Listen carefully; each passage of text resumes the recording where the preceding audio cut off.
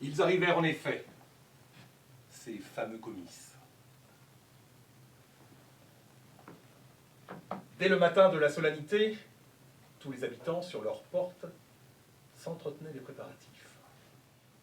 Et au milieu de la place, devant l'église, une espèce de bombarde devait signaler l'arrivée de monsieur le préfet et le nom des cultivateurs lauréats. La garde nationale de Buchy, vous n'avez point à Yonville, était venu s'adjoindre au corps des pompiers dont Binet était le capitaine. Il portait ce jour-là un col encore plus haut que de coutume, et sanglé dans sa tunique, il avait le buste si droit et immobile que toute la partie vitale de sa personne semblait être descendue dans ses deux jambes, qui se levaient en cadence, à pas marqué, d'un seul mouvement. On lisait sur l'un au commerce, sur l'autre à l'agriculture, sur le troisième à l'industrie, et sur le quatrième aux beaux-arts.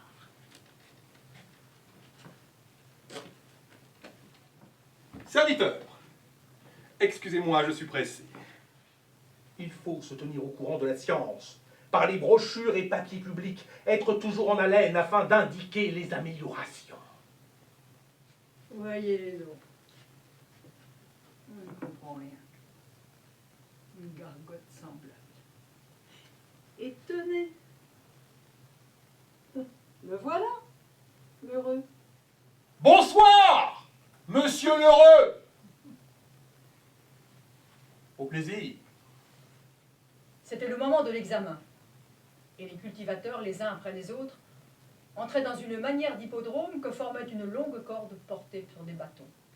C'était le président du jury, monsieur de Roseraie de Lappenville. Elle avait cette incohérence des choses communes et recherchées, où le vulgaire, d'habitude, croit entrevoir la révélation d'une existence excentrique, les désordres du sentiment, les tyrannies de l'art, et toujours un certain mépris des conventions sociales, ce qui la séduit ou l'exaspère.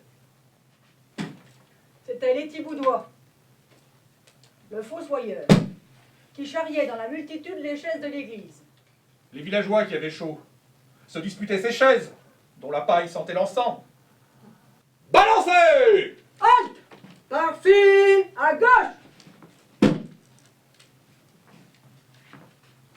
On vit descendre du carrosse un monsieur. Le tambour battit, l'obusier tonna, et les messieurs à la file montèrent s'asseoir sur l'estrade, dans les fauteuils en Utrecht rouge qu'avait prêté Madame Tuvache. Et on appuyait ses deux mains sur ses deux cuisses, cartant avec soin la fourche du pantalon, dont le drap non décati reluisait plus brillamment que le cuir des fortes bottes. Moi je trouve que l'on aurait dû planter là 2 mâts vénitiens, avec quelque chose d'un peu sévère et de riche comme nouveauté, c'eût été un fort joli coup d'œil.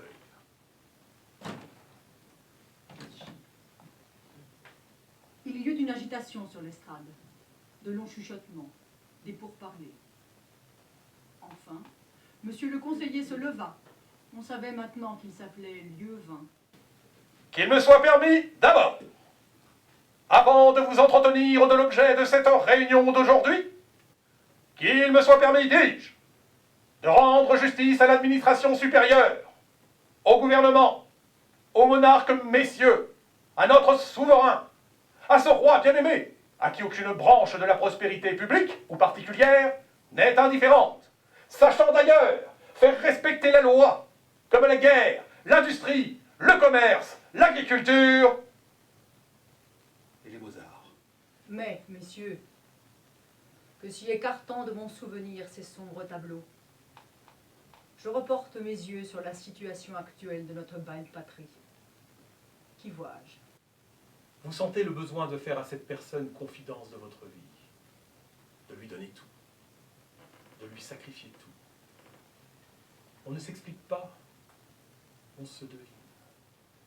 Où trouver, en effet, plus de patriotisme que dans nos campagnes, plus de dévouement à la cause publique, plus d'intelligence en un mot.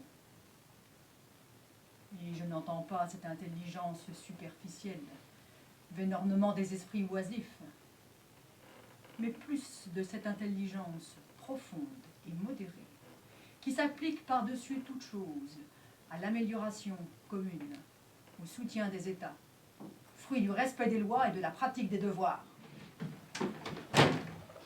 Je suis assommé de ces mots-là. Le devoir, c'est de sentir ce qui est grand, de chérir ce qui est beau, et non pas d'accepter toutes les conventions de la société avec les ignominies qu'elle nous impose.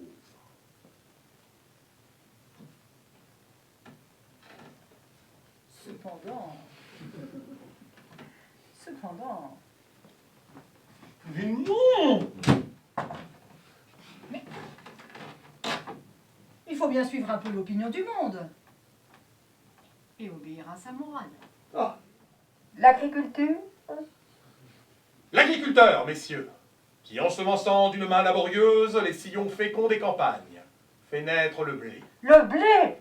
Lequel, broyé et mis en poudre au moyen d'ingénieux appareils, en sort sous le nom de farine, de là transporté dans les cités et bientôt rendu chez le boulanger, Le boulanger. qui en confectionne un aliment pour le pauvre comme pour le riche. Et le lin, Le lin. le lin, Le messieurs, lin. n'oublions pas le lin, Le lin. qui a pris dans ces dernières années un accroissement considérable, et sur lequel j'appellerai plus particulièrement votre attention.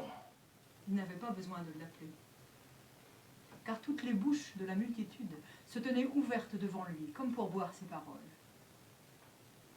Tuvache, à côté de lui, l'écoutait en écarquillant les yeux. M. de Roseraie, de temps à autre, fermait doucement les paupières. Plus loin, le pharmacien, son fils Napoléon, entre les jambes, bombait sa main contre son oreille pour ne pas en perdre une seule syllabe. Continuez. Persévérez. N'écoutez ni les suggestions de la routine, ni les conseils trop hâtifs d'un empirisme téméraire.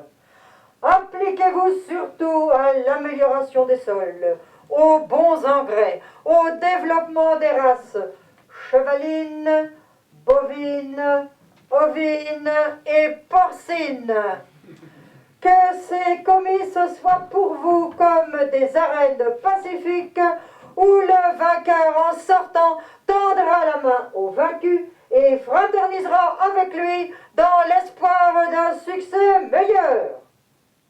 Catherine Nicaise Elisabeth Leroux de Sassoto la Guerrière, pour 54 ans de service dans la même ferme, une médaille d'argent du prix de 25 francs. Bah, où est-elle, Catherine Leroux? Vas-y, Non, à gauche! n'aie pas peur. Oh, que lui pète! Ma enfin, y est-elle? Oui, la voilà! Mais qu'elle approche.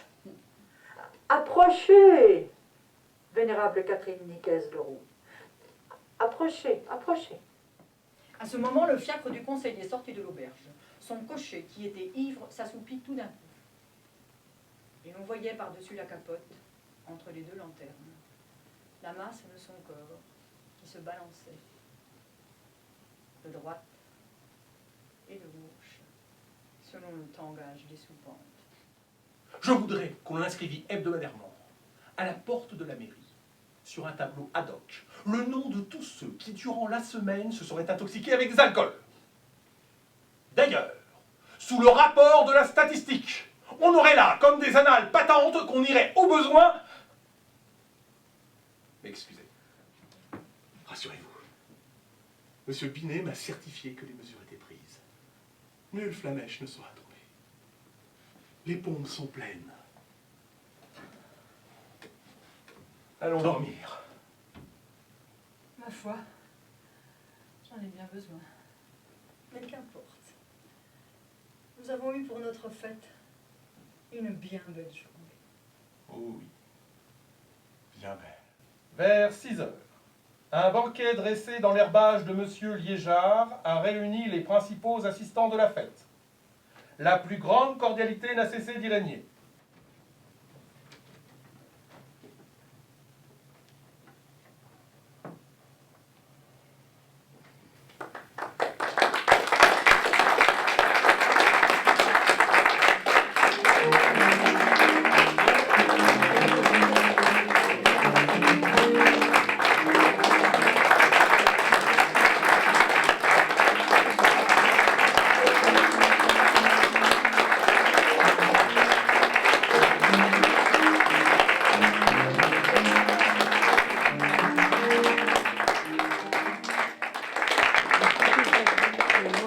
Merci à vous et un merci tout particulier à notre metteur en scène Jacques Ivoiron, ainsi qu'à Denis qui nous a bien Bien traficoté, c'est arrangé notre armoire. Voilà.